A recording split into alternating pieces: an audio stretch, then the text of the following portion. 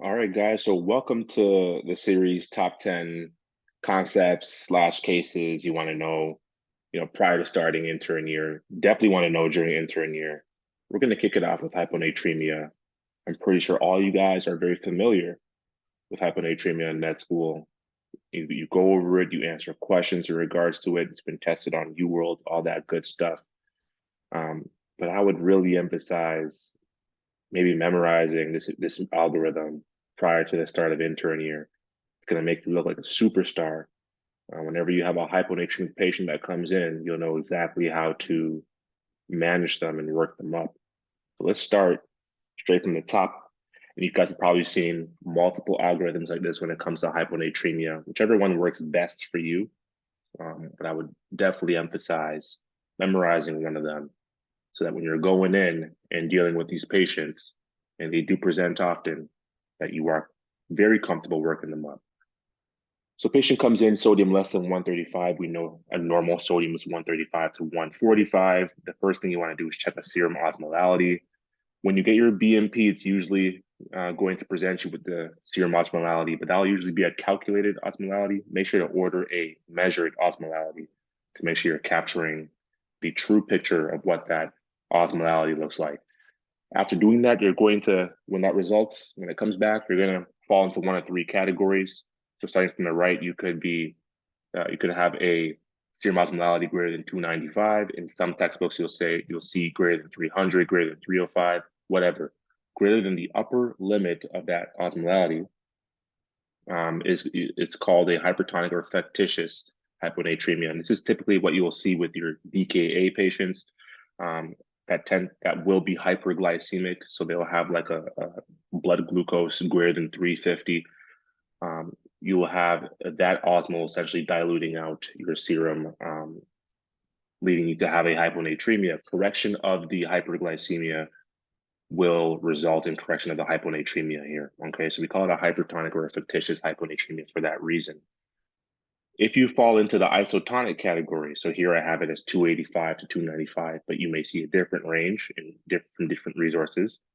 You want to consider this is also what we call pseudo hyponatremia because there really isn't a hyponatremia going on here at all.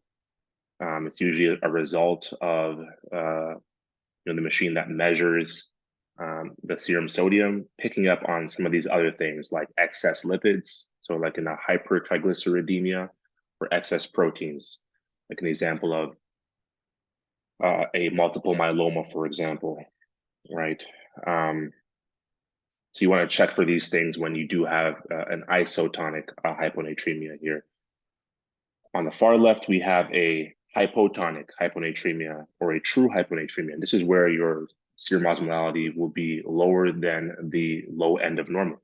Okay, here I have it as less than 285. If you have this, you have a true hyponatremia. The next thing you want to do is check a urine osmoles. Okay, if you check your urine osmolarity and you have a low urine osmolarity, let's say less than 100, you want to be considering ADH independent process. And some of these etiologies fall into this category. So tea and toast, beer potomania. But both of these, they're a result of essentially poor nutrition on the part of the patient. They're not really taking in enough solute. And as a result, they have diluted out their sodium, and it'll also reflect as a essentially dilute urine component as well. Okay, psychogenic polydipsia, same thing, right? You're not triggering that ADH, that leads to reabsorption of water in your collecting duct. So you have a very low urine osmolality, all right? If you check the urine osmolality and it's actually high, you fall into this other category here.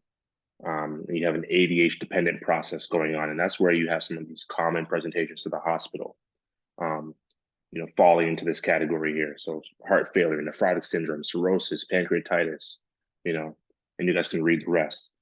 If you guys have an ADH dependent process going on here as evidenced by the urine osmoles, you want to then go ahead and check the patient's volume status and urine sodium. Some resources will prioritize the urine sodium over the volume status. Some will prioritize the volume status over the urine sodium. I think it's a good idea to check both to give you a complete picture of kind of what's going on. And in an ideal world, the two would coincide.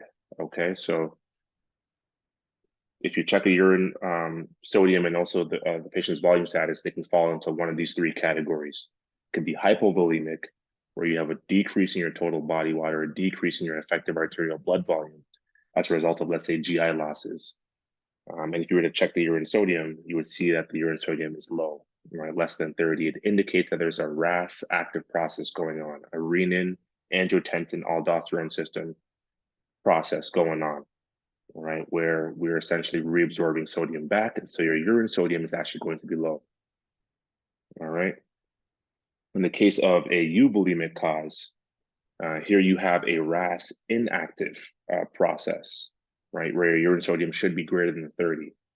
And the etiologies that will fall into this category are going to be SIADH, hypothyroidism, adrenal insufficiency. So this patient's going to appear euvolemic on exam. They're not going to be really retaining any fluid. There will be no evidence of them being dry as well. Okay, they're going to be completely euvolemic on exam. The last category here is a hypervolemic state, where essentially they have an increase in their total body water, but a decrease in their effective arterial blood volume. What does that mean? The fluid is extravasating out of their arterial system and into the interstitium. And so you'll typically see this as edema, right? Which you can see in all three of these etiologies: congestive heart failure, cirrhosis, nephrotic syndrome. In cirrhosis, what you may see is ascites as well. Maybe you can appreciate a fluid wave. But this should coincide with, again, a urine sodium of less than 30, because you're triggering the RAS system here. The RAS active system, your angiotensin, your aldosterone have kicked in, likely as a result of hypoperfusion to the kidneys. And you're reabsorbing a lot of sodium back, so your urine sodium is going to be low, okay? Some ways in which you can check for volume status when it comes to these three categories. In the case of somebody that's hypovolemic, check their mucous membranes, right? Are they moist? Are they dry? You can check their tongue, right? Is it dry? You can check for a capillary refill time, right? What's their heart rate doing? Are they tachycardic? So these could all be signs that they are volume down. In the case of a hypervolemic patient, I already mentioned one thing. Check for pitting edema in their bilateral lower extremities. We can check for a JVD, right? In the case of heart failure, is this patient currently experiencing ascites in the case of cirrhosis? And you can even do a bedside point of care ultrasound actually to evaluate their volume status. So taking a look at their IVC, is their IVC collapsible, right? Is it experiencing greater than 50% collapsibility? If you get the patient to sniff and that IVC is not collapsing, well, it's indicative that IVC is engorged, right, with fluid, and they're probably in a fluid overload state. Okay, so it's important to be able to go from the top of this algorithm all the way to the bottom to work up your patient for hyponatremia. All right, memorize it, memorize it, memorize it. If you go into this intern year with this in mind, with this memorized, you'll look like a damn star. Okay. New answer, MD, signing off.